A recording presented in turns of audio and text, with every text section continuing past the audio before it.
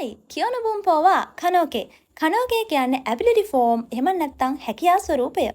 හැකියා ස්වරූපයෙන් කන්න පුළුවන්, යන්න පුළුවන්, කතා කරන්න පුළුවන්, බොන්න පුළුවන් කියන දේවල් හදාගන්න පුළුවන්. කනෝකේ ක්‍රියාපද කණ්ඩායම් තුනට අනුව හැදෙන්නේ මෙන්න මෙහෙම. පළවෙනි කණ්ඩායම,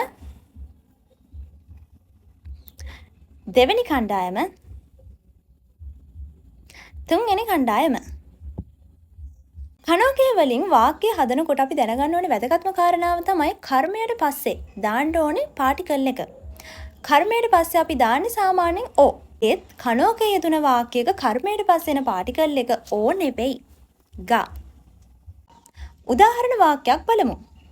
මට ජපන් භාෂාව කතා කරන්න පුළුවන්. වතෂි වා නිහොන්ගෝ ගා හනසෙමස්. අම්මට කේක් හදන්න පුළුවන්. හහා වා කේකි ගා සුකරෙමස්. තාත්තට සෂිමි කන්න බෑ. චිචීවා සෂිමි ගා තබෙරාරෙමසෙන්. අයියට අද එන්න බෑ. කියෝ අනිවා කොරාරෙමසෙන්. ඒ බබාට පත්තර කියවන්න බෑ. අනු අකචන්වා ශිම්බුන්ගා යොමෙමසෙන්. නෙගටිව් වාක්‍යයක් හදාගන්න ඕන නම් ඒ කියන්නේ බෑ කියන එක නම් හදාගන්න ඕනේ. කන්න බෑ, යන්න බෑ, කතා කරන්න බෑ වගේ නම් අපිට තියෙන්නේ verb එකේ මස් කියන කොටස මසෙන් කරන්න විතරයි. තබෙරාරෙමසෙන් කන්න බෑ. කොරාරෙමසෙන් එන්න බෑ. යොමෙමසෙන් කියවන්න බෑ.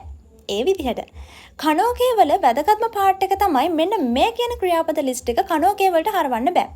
ඒ නිසා මේ ක්‍රියාපද ලිස්ට් එක හොඳට මතක තියාගන්න කනෝකේ වලට කවදාවත් හරවන්න බෑ කියලා. මිනසන් වකරිමස්තනේ ජා නිහොන්ගෝ දෙකිමස් යෝනි.